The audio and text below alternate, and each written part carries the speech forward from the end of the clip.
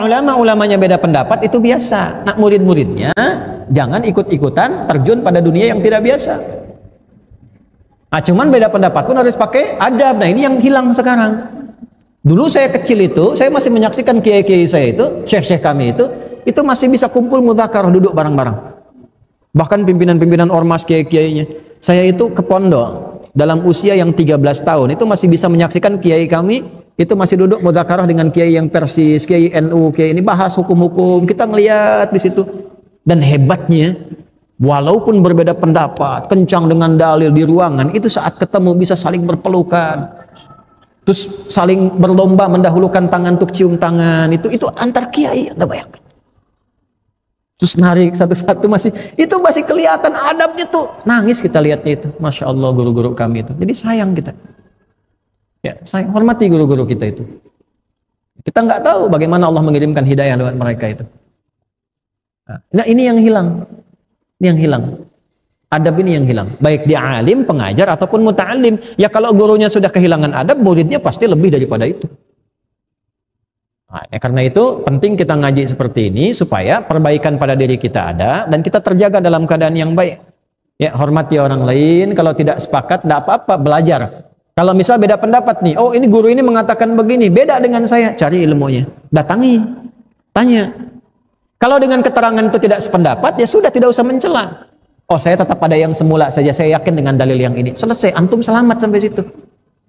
Tapi kalau antum berubah dari situ, nggak sepakat nih, tahu dari situ, tetap antum mempertahankan yang Anda, tapi mencela yang di situ. Nah itu bahaya. Yang lebih berbahaya, belum kenal, belum nanya, sudah cela. Nah itu gimana nanti tuh? Apalagi sekarang zaman media sosial, bikin status sedunia tahu. Nah ketika masalah antum selesai, masalah dengan orang sedunia belum selesai, gimana tuh menyelesaikannya? Ya, misalnya ada fitnah terhadap guru fulan. Setelah selesai, ternyata antum salah, antum minta maaf secara pribadi. Datang minta maaf, dimaafkan oleh guru fulan itu. Sekarang pertanyaannya, orang yang mendengar fitnah antum yang menyebar sedunia itu dan dia menuliskan hal yang tidak baik tentang guru itu karena tulisan antum, gimana meralatnya? Tidak mudah. Nah, inilah adab. Nah, jadi kalau kita mengagungkan ulama dengan ilmunya, menghormati ulama dengan ilmunya, tanpa berlebihan, tanpa harus mengkultuskan. Ulama pun jangan terlalu kegeeran. Datang ke majelis, nggak begitu caranya.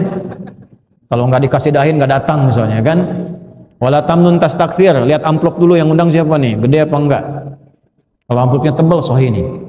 Tipis, dhaif. Tipis tapi banyak dari jamaahnya, sahih li ghairihi. Ada boleh, nanti ilmunya sebatas amplop itu. Amplopnya hilang ilmunya.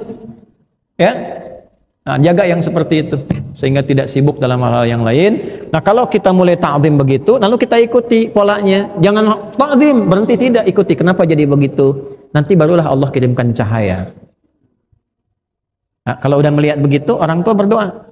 Kakek itu boleh, Pak, doa untuk cucunya. Imam Syafi'i itu kan Syafi'i nama kakek ke atas. Muhammad, bapaknya Idris, Syafi'i itu kakek ke atasnya.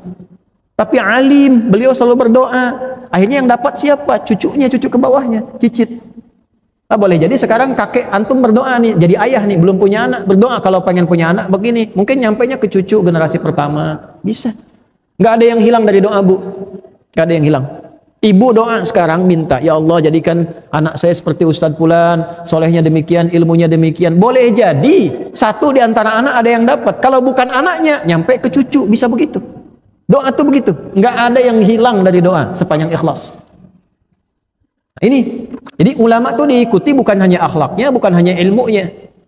Coba lihat jejaknya, bagaimana mendapatkan itu, tanya, mintakan, dan minta sama Allah. Nah ini yang kita dapatkan dari pelajaran hari ini ya. Nabi sallallahu alaihi wasallam qala man 'azzama al-'alima fa innama yu'azzimu Allah ta'ala. Siapa yang menghormati seorang berilmu, mengagungkannya karena Allah, maka dia sedang mengagungkan Allah Subhanahu wa taala.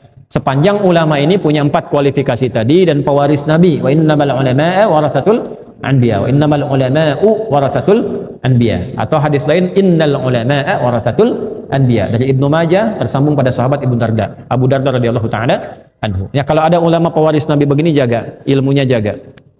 Jaga dengan baik, perhatikan kesehatannya, jangan diganggu waktunya berlebihan. Udah ngajar banyak-banyak, waktunya istirahat masih diketok juga pintunya. Lihat Imam Syafi'i datang ke Imam Malik, kalau kita tuh begini, majlis hari Rabu datang hari Selasa. Jadi beliau duduk, ditunggu sampai majlis dibuka, nggak pernah ngetok. Tunggu sampai dibuka. Persiapan sebelum berangkat ngapalin Al-Muwatta. Begitu majlisnya buka hari Rabu, contohlah ya, hari Rabu misalnya.